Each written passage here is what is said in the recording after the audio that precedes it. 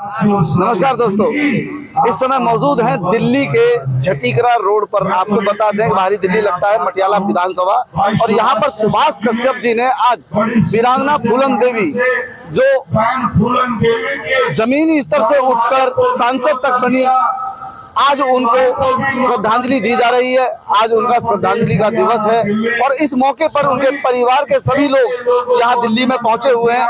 आइए उनसे बात करते हैं, किस प्रकार से क्या हादसा हुआ और आज वो किस प्रकार से रहते हैं और क्या सोचते हैं फूलन देवी के बारे में। नमस्कार सर। क्या नाम है आपका? संतोष कुमार निषाद। संतोष जी, क्या रिश्ता है आपका वीरांगना फूलन देवी के साथ? मैं उनकी बड़ी बहन की लड़का हूँ। अच्छा, तो ये जो दुर्घटना हुई, जब सांसद फूलन देवी की जो हत्या हुई, तब आप कितने बड़े थे? हम 15-16 साल के थे। इसका मतलब समझदार थे आप? समझदार थे। हम गाड़ी लेने चले गए थे घर, वो ड्राइवर मौसी ने हमें गाड़ी लेने के लिए भेज दिया था और जो शेर सिंघाना आता था हमारा 1 साल से आता था। देखिए, हिंदुस्तान है या सनातन धर्म है, यहाँ पे कहा जाता है कि मौसी माँ जैसी होती है, माँ से कम नहीं होती है। और आज आप अपनी माँ की श्रद्धांजलि देने के लिए पहुंचे हैं दिल्ली में, तो आज पूरी कथा आप अपने मुंह से बताएं, किस प्रकार से क्या हुआ आपकी मौसी जी के साथ, यानी कि फूलन देवी जी के साथ? हमारे मौसी के साथ में जो हुआ और किसी महिला के साथ नहीं होना चाहिए। बहुत ज्यादा अत्याचार हुआ है। कोई भी कभी अपने मर्जी से भागी नहीं बनता है, ना ही कोई कुछ बनता है कि हालात और मजबूरी को छोटी को बना देती है।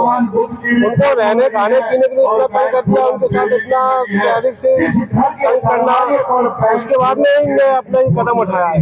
कदम उठाने के बाद कभी गरीबों को सताया नहीं है, आज तक गरीबों को सताया नहीं है, और ना ही किसी को ऐसे नीचे जो व्यक्ति होते हैं क्या हुआ, कैसे कैसे हुआ और कैसे पहुंची वो सांसद के उस ताज तक, जो कि पूरे समाज की और पूरे देश की सबसे बड़ी होती है पंचायत। ये तो हमारी पूरी जनता का है, जो हमारी रहेंगे, जो सांसद तक पहुंचाया उन लोगों ने। बागी तो इसलिए बनी थी, वो अपना बदला लेना चाह रही थी। जब न्याय से कोर्ट, मतलब पुलिस से कोर्ट से न्याय नहीं मिला है, तो उन्होंने यही आखिरी कदम उठाया था। और मैं ये हर महिला से कहूँगा, अगर पहले तो ईमानदारी से अपने न्याय करो। अगर न्याय नहीं मिलता है, जो हमारी मौसी ने किया है वही करना चाहिए। तो जैसे को तैसा करना है, तभी हम अपने बहन बेटी को बचा कर सकते हैं। आज आपके साथ यहाँ दिल्ली में कौन कौन आए हुए हैं? मैं आया हूँ, हमारे बड़ा बच्चा है, ये हमारा छोटा बच्चा है, ये हमारी मिसेज है, ये हमारे छोटे वाली मौसी का लड़का है। अच्छा, हाँ, जो फूलन देवी से छोटी है, रामगली मौसी, वो उनका लड़का है। ये हमारे गांव से आए हैं। अच्छा, कैसे हैं आप? मैं ठीक हूँ सर। अच्छा, क्या नाम है आपका? मोहन मल्लाई। कितने बड़े थे जब आपने देखा सर मैं फूलन देवी को? सर, जब मैं मौसी खत्म हुई थी तो 7वीं क्लास में ज्वाइनिंग ली थी मैंने, और हमें इतनी समझदारी भी नहीं थी कि कैसे क्या हुआ, कैसे क्या नहीं हुआ। सर, कभी मिलने जाते थे अपनी मौसी से? कभी बात हुई? कई बार मिलने गया था, बात भी हुई, और मेरे को बहुत अच्छे से मानती थी और अच्छे से रखती भी थी। और हमें इस चीज़ के लिए हमें जानकारी नहीं थी कि आगे क्या से क्या होने वाला है। आज जब इतना समय हो गया है और उसके बाद अब सब कुछ एक ऐसा लगता है कि अब केवल एक आपकी समाज के लिए ही लड़ाई रह गई है। ऐसे में जब फूलन देवी थी सांसद, उस समय की आपके जीवन की जो पद यात्रा थी या जीवन की जो शैली थी, आज इतने दिनों के बाद कैसी है? दोनों में फर्क कितना है? बहुत फर्क है। हमारी जनता बहुत पीछे पिछड़ चुकी है, हर किसी को इन टुकड़ों में बांट दिया है। जैसे ये एक ना हो, एक हमारी मौसी ऐसी थी जो हम लोगों को, पूरे परिवार को, अपने ये जो अपने दबे कुचले पिछड़े वर्ग के हैं, सभी लोगों को इकट्ठा करना चाहते थे। तो उनको वो ये मिशन को उनको सक्सेसफुल नहीं होने दिया, क्योंकि आगे आने वाले समय में ये हमारा समाज इनके लिए एक श्राप बन जाता है। आर्थिक रूप की अगर बात करें कि वो सांसद रही आपकी मौसी, तो सांसद बहुत बड़ी चीज होती है, और आप जानते हो कि पूरे देश की सबसे बड़ी पंचायत होती है संसद, और वहाँ की वो सदस्य थी। तो ऐसे में आर्थिक रूप से अगर देखें तो आप कितनी मजबूती पर हैं आज? ठीक है, अपने उनकी वजह से हम लोग सब लोग मजबूती पर हैं। और जो उनने कष्ट किए थे, 11.5 साल तक ग्वालियर जेल में रहे थे। ग्वालियर जेल से 1983 में समर्पण किया था हमने, जब से हम उनके साथ में हैं। अच्छा, हर 83 से लेके अभी तक हर साथ में, दिल्ली में भी रहते थे, हम दिल्ली में ही उनके साथ में रहे हैं। हरपुल सिंह जब छूटी थी यहाँ से जेल से, हरपुल सिंह कश्यप के पास ही रही है, उसके बाद तिमालपुर में रही है, फिर गुलमोहर बाग में रही, फिर चित्रन बाग में रहे, और हमारी छोटी बहन की शादी भी उनने की है। ऐसी कोई बात जो बिल्कुल आपको मन से कहा हो उन्होंने और आपको वो याद हो और कहीं ना कहीं आपको वो कर सकती हो? हाँ, हमारे बहुत कर सकती है। वो ये कहती थी कि बेटा हम तुम लोगों के लिए अभियान जारी करेंगे, जो भी है अच्छे से पूरे परिवार को और अपने समाज को लेकर साथ चलना। कभी कभी इतना याद आता है, बस रो नहीं सकते, बहुत ज्यादा याद आते हैं। वो हमारे लिए जान छलकती थी, सभी परिवार के लिए। अपने लिए इतना कुछ नहीं किया जितना लोगों के लिए करती थी। जिस तरह आज आप दिल्ली में आए हैं उनकी श्रद्धांजलि पर, क्या हर बार दिल्ली आते हैं आप? जी, हर बार दिल्ली आते हैं। हाँ, क्या सुभाष कश्यप जी की आएंगे, क्योंकि वही एक ऐसे हैं जो ग्वालियर जेल में जाते थे। उनके पिताजी जाते हैं, हरपुल सिंह कश्यप कई बार गए हैं, उन्होंने मदद के लिए वहाँ से लेकर दिल्ली तक मदद कर गए। जो आदमी ने छुड़वा के अपने घर पे भी ले गए हैं, हम उनको कैसे ऐसा भूल सकते हैं। जो हमारे लिए मौसी के लिए सब कुछ करते हैं, उनके लिए सब कुछ तन से तैयार है, सब कुछ करने के लिए। अब एकलव्य सेना को कितना मजबूत बहुत मजबूत इतना बनाएंगे कि हमारे जो दबी पिछड़े जनता है, बहू बेटियां हैं, बहन है, उनको आगे बढ़ाने के लिए हम दिल और जान से पूरा आगे बढ़ाने की कोशिश करेंगे। बस जनता से ये अपील है कि बस खुशी के कहने पे मतलब इधर तो नहीं है, आप अपने घर पे रहिए, आप अपने घर में रहेंगे कुछ भी कर सकते हो। आप दूसरे घर में कहोगे इस कोने में, आपको उस कोने में बैठना पड़ेगा। इसलिए आइए, आपकी अपनी खुद की एकलव्य सेना मौसी की महामारी बनाई हुई है, आप इसमें शामिल होइए, इसमें रहिए और अपने मन मर्जी से अपने बच्चों को, बहन बेटियों को, लड़कों का भविष्य आगे का तो ये मान लें कि अब आज आने वाले समय में अंगूठा देने की रिवाज खत्म। हाँ, अंगूठा देने की अभी बिल्कुल खत्म हमारे। अंगूठे से ही तो इन्होंने सही पीछे नहीं है, राजनीति तो शुरुआत से चली आ रही है। ये नहीं कि भैया ये चलो आगे बढ़िया, एक एकलव्य ऐसे हमारे थे तो सबसे आगे बढ़ते, उसको ना बढ़ने के चक्कर में उन्होंने अंगूठा मांगा है। क्यों मांगा अंगूठा? राजनीति शुरू से चली आ रही है, राजनीति शुरू से चली आ रही है, क्योंकि अंगूठा मांगा गया था एकलव्य का। और आपको पता है कि द्रोणाचार्य गुरुजी हुआ करते थे, उन्होंने अंगूठा मांग लिया था। और एकलव्य एक ऐसे शिष्य थे जिन्होंने बिना उनके शिक्षा लिए, उनकी मूर्ति से शिक्षा लेकर भी अपना अंगूठा बलिदान कर दिया था। लेकिन आज एकलव्य सेना का कहना है कि हम कभी भी अब अपना अंगूठा नहीं देंगे और हम अपनी ताकत को मजबूत करके रखेंगे। अभी हमारे साथ मौजूद हैं इस कार्यक्रम के संस्थापक सुभाष कश्यप जी, और सुभाष कश्यप जी ने आज बहन फूलन देवी के सभी परिवार को यहाँ बुलाया है और उनकी श्रद्धांजलि का सम्मान समारोह यहाँ पर रखा है। आइए उनसे बात करते हैं। सर, कैसे हैं आप? बहुत बढ़िया। आज का दिन, धन्यवाद करता हूं। आज का दिन कितना महत्वपूर्ण? आज का दिन, सब पीछे आ जाइए।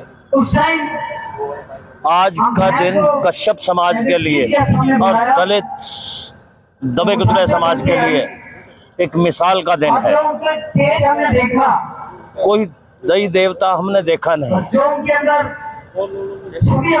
आज हमारे समाज के अंदर एक दुर्गा और एक देवी है, वो बहन वीरांगना फूलन देवी है। और 1994 में बहन जी ने एक एकलव्य सेना का गठन किया था और उस एकलव्य सेना के संगठन के बावजूद कुछ मनुवादी लोगों ने बहन वीरांगना फूलन देवी को हमारे बीच से छीन लिया। इसके लिए हमारे हिंदुस्तान के पूरे समाज को बहुत दुख है और आगे आने वाले समय में हम बहन वीरांगना फूलन देवी के एकलव्य सेना पार्टी के गठन को मजबूती से चलाएंगे और देश के अंदर गरीब, इस पर हाथ मत लगाना जो लगा हुआ है,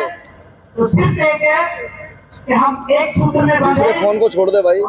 हाँ जी, गरीब दबे कुचले समाज के लिए लड़ाई लड़ेंगे और हिंदुस्तान के अंदर जो आदिवासी मूल निवासी गरीब तबका समाज है उसकी सत्ता लाकर ही छोड़ेंगे, चाहे हमारे को एक फूलन नहीं 10 फूलन की कुर्बानी देनी पड़े। क्योंकि मेरे पास बड़ा सा भाषण, आज उस समय को अगर आप याद करते हैं, क्योंकि आज श्रद्धांजलि समारोह है, आज अगर उस समय को याद करें कि जब फूलन सांसद बनी थी और आपको आश्वासन दिया था कि देश में कुछ नया कर दिखाएंगी, उस समय को याद करके आज कैसा महसूस करते हैं आप? सिर्फ रोना पड़ता है। आज के दिन रोने के समय कुछ नहीं मिलता। ऐसी शख्सियत थी हमारी बहन। सुभाष जी, ऐसी कोई बात, ऐसा कोई किस्सा जिसमें आपके साथ फूलन का बातचीत हुई हो और उसे आपने अपने दिल में बिठा रखा हो, कहीं कसक देती हो वो बात, ऐसी क्या बात है? मैं तो हर एक 15 दिन के बाद में ग्वालियर जेल बहन जी से मिलने जाता था और बैठ के यही विचार होता था कि भाई जेल से कैसे बाहर निकला जाए। समाज के ऊपर भी बहन जी का विश्वास खत्म हो चुका था कि मेरा समाज मुझे जेल से नहीं निकाल सकेगा, मगर हमारे पिताजी और हम बहन जी को यही कहते थे कि बहन जी सिर्फ 6 महीने की टाइम दीजिए और 6 महीने के अंदर हम आपको जेल से निकालेंगे और संसद तक पहुंचाने का काम करेंगे। और उस चीज के अंदर मेरे पिताजी, मेरा परिवार और हमारा समाज, उन्होंने मिलकर साथ दिया और हम इस मुकाम में कामयाब हुए। आज सारा परिवार वीरांगना फूलन देवी का आपने बुलाया है और वो सारा परिवार आज सुभाष कश्यप जी का नाम लेता है। आज सुभाष कश्यप जी अपने आप को कहाँ पर आंकते हैं इस समाज के लिए, एकलव्य सेना के लिए?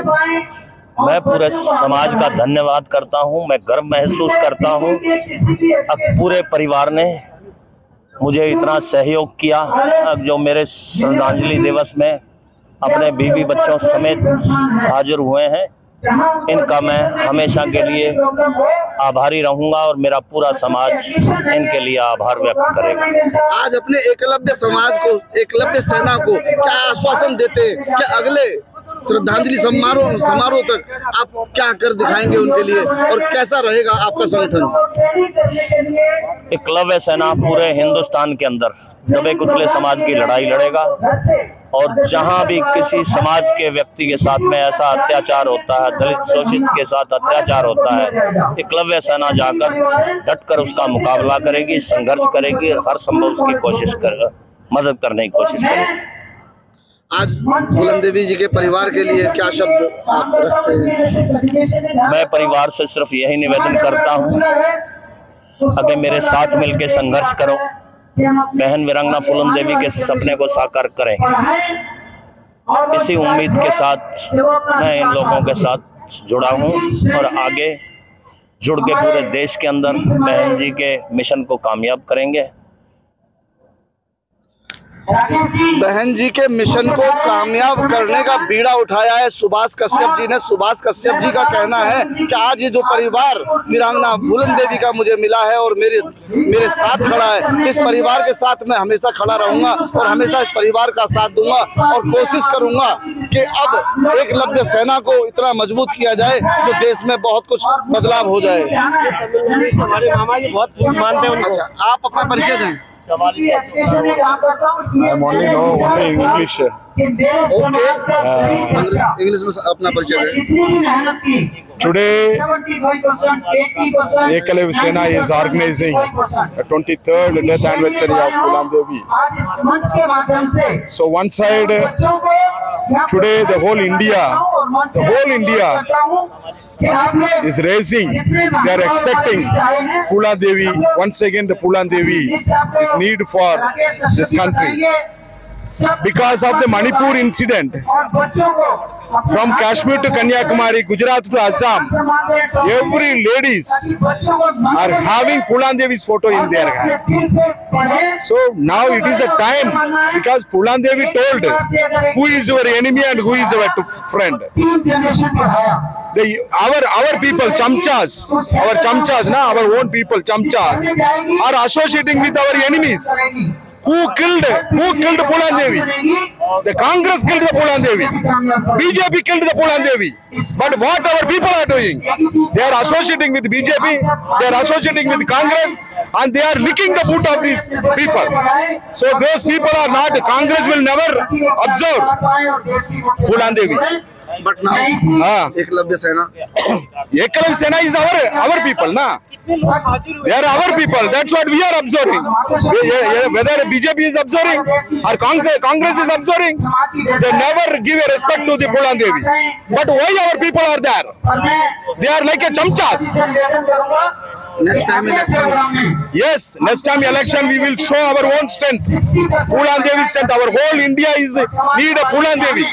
So we have to make a brotherhood among SC, ST, OBC and religious minority. We are all Dravidians. We are all Bahujan. We come together and to raise we need a Pulan Devi. Then only we save our community. आपने देखा विभिन्न राज्यों से, भारत के विभिन्न राज्यों से सभी लोग आकर एकत्रित हो रहे हैं एकलव्य सेना के लिए और बता रहे हैं कि आने वाले इलेक्शन में भरपूर जोर से हम इलेक्शन लड़ेंगे और आने वाले समय में कुछ ना कुछ बदलाव करके ही छोड़ेंगे अपने समाज के लिए। कैमरा पर्सन नाम बता दे। कैमरा पर्सन सागर के साथ ओमपाल प्रसाद, GNN न्यूज दिल्ली।